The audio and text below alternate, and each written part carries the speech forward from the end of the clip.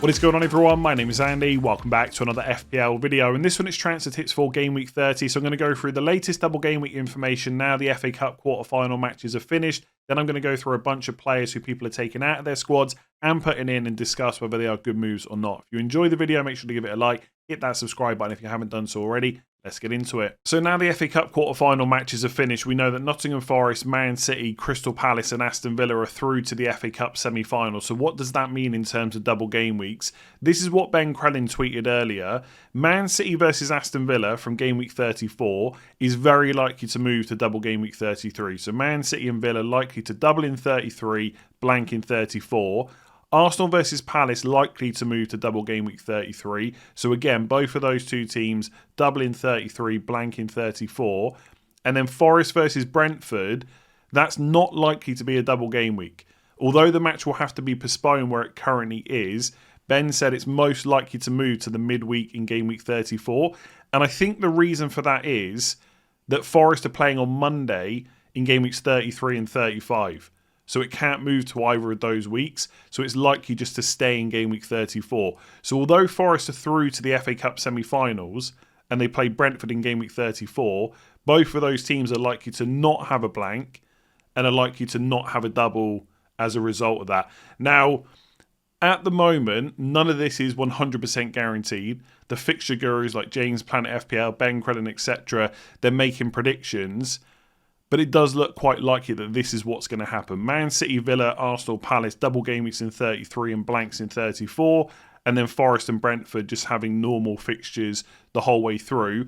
And Bournemouth doesn't matter because they've now lost to Man City in the FA Cup. So there's no doubles for Bournemouth and Man United as a result of that game.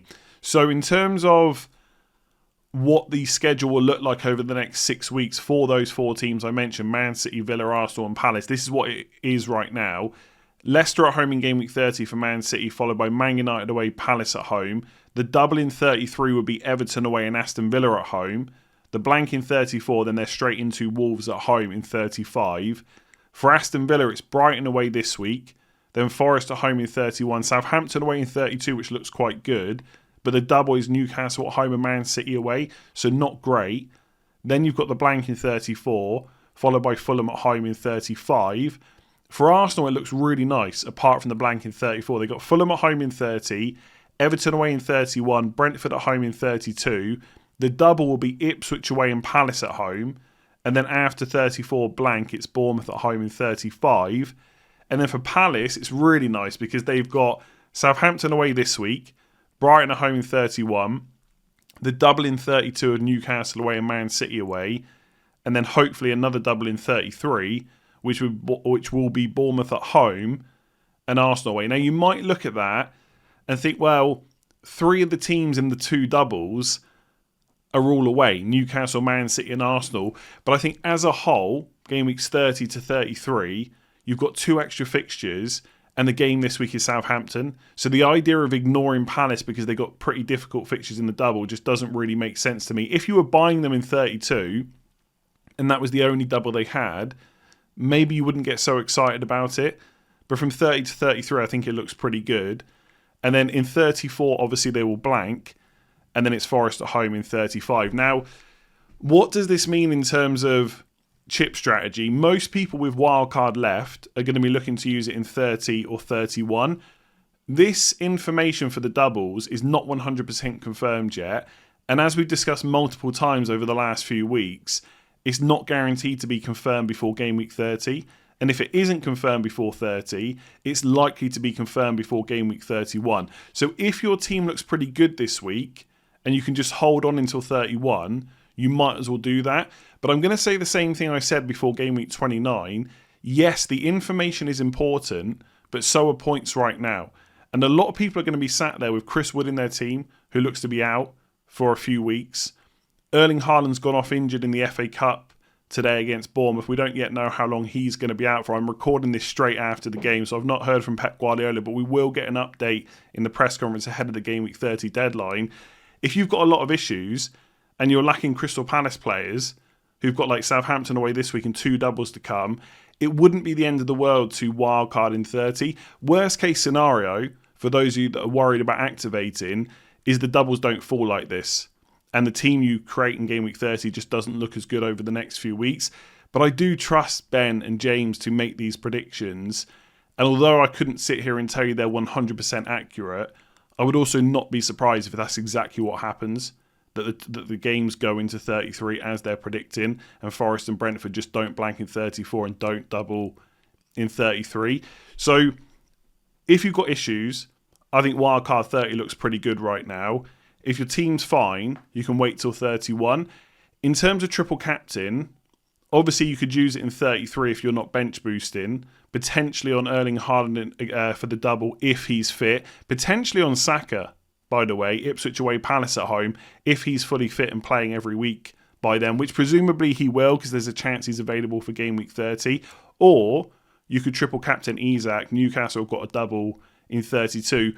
For assistant manager, it depends whether you've still got the bench boost. Because if you want a bench boost in 33, you can't use assistant manager the same week. If you've used your bench boost, then Glasner suddenly looks like a pretty good assistant manager for 32 and 33, back-to-back double game weeks with a couple of table bonus games in there as well.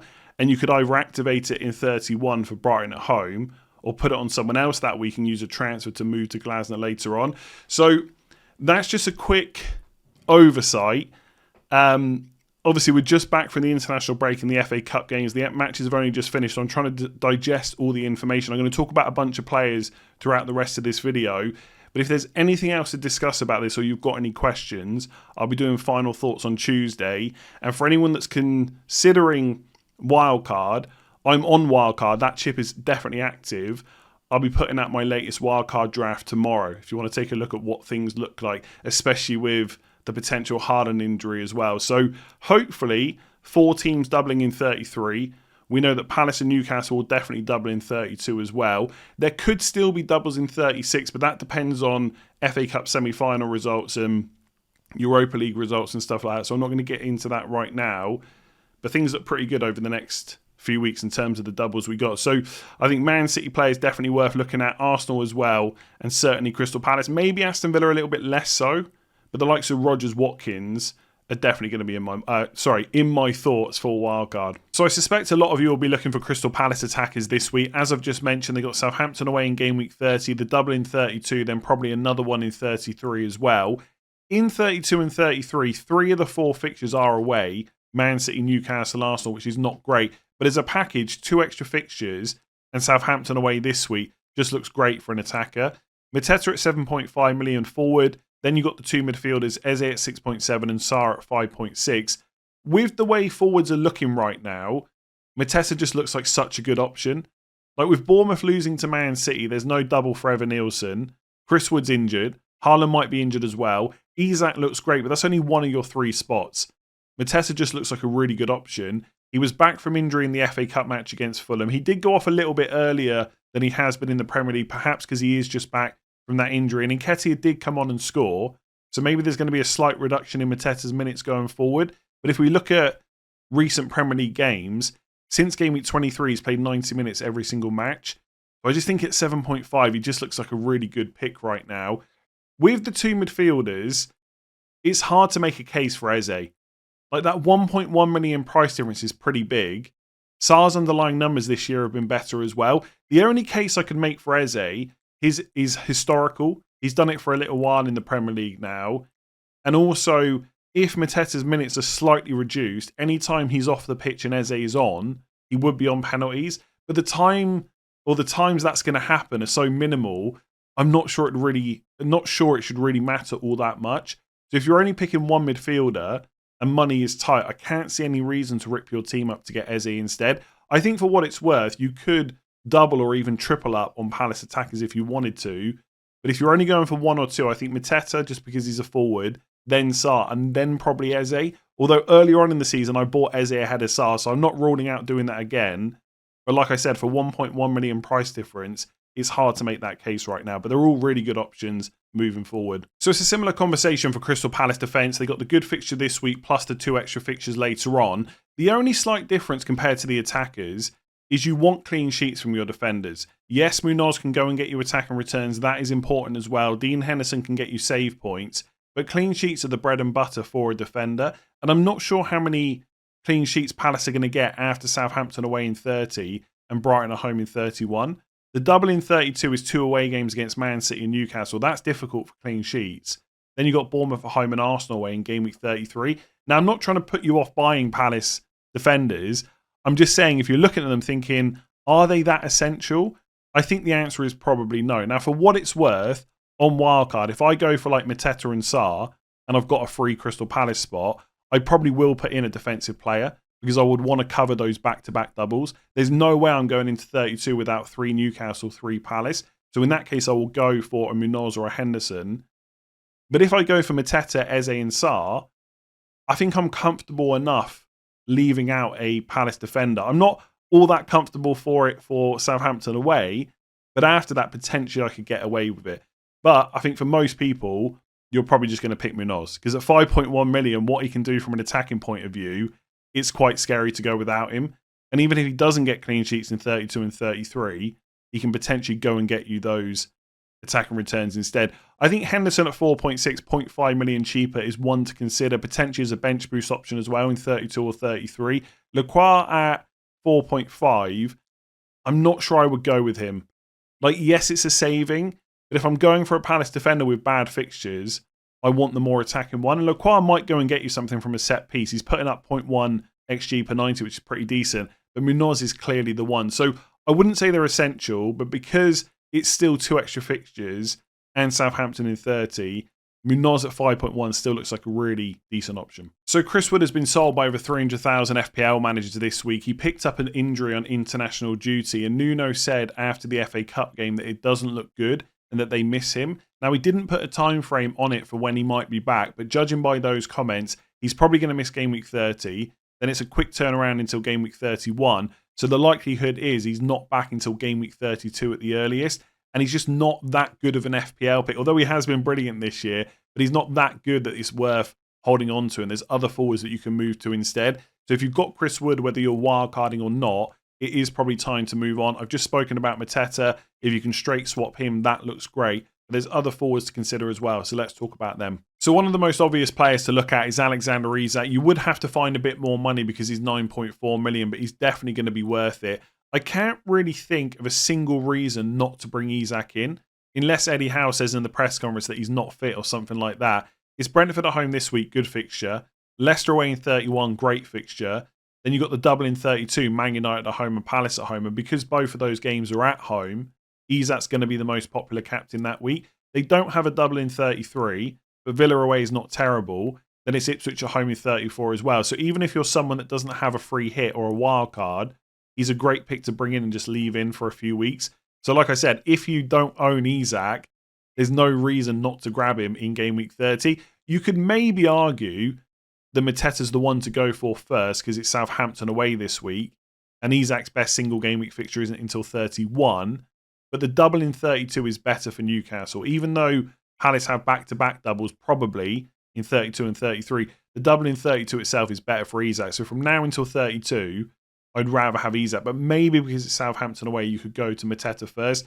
But outside of that, Isak's got to come in. So following that Haaland injury, we've got to talk about Marmoush. He's only 7.3 million. He'd already been brought in by over 270,000 FPL managers before the Haaland injury because of how well he'd done in game week 29. He's about to get even more popular. Now, at the time of recording, we still don't know what the Haaland injury is and how long he may or may not be out for. So it's possible he could even be back for game week 30. But we will have another press conference from Pep Guardiola ahead of that Leicester match before the game week 30 deadline.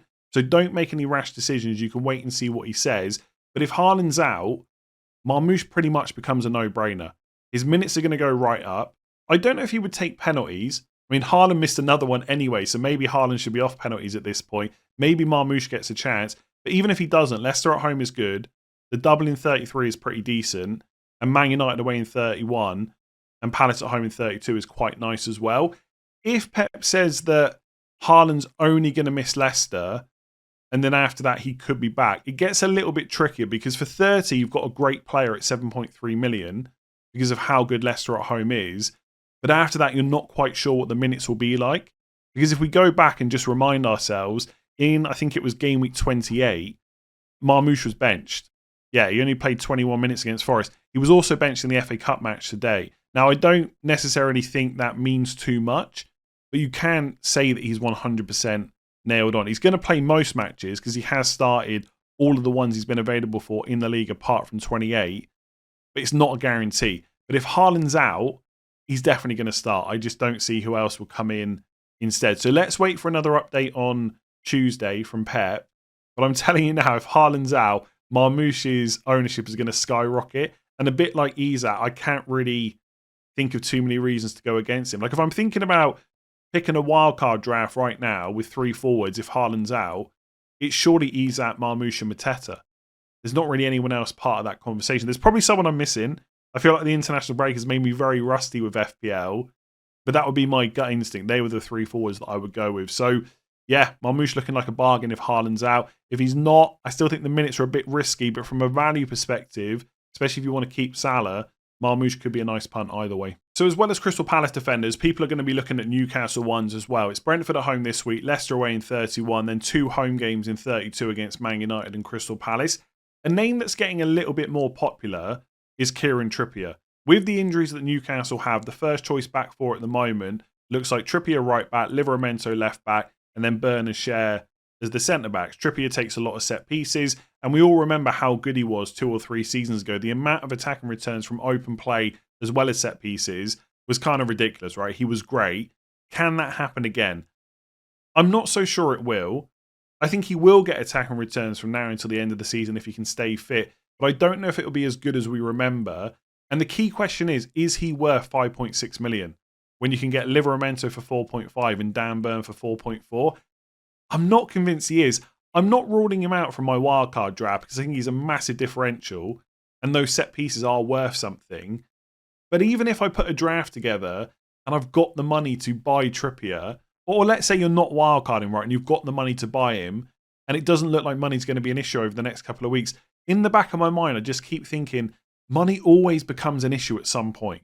Something will go wrong, you'll need the cash, and you'll be looking at your defence thinking, I've got 5.6 million wrapped up in a Newcastle defender. I could have just spent 4.4. That's the thought that I can't get rid of. So I'm not saying that on Tuesday I won't have Trippier, but at 5.6 million, it just does feel quite expensive.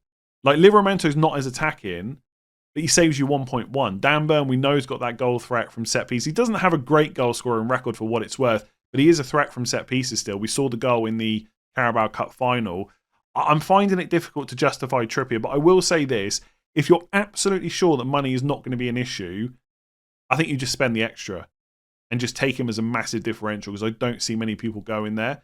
And the fixtures are pretty good, especially after the double. You've got that Ipswich at home game with 34. So I really don't mind him.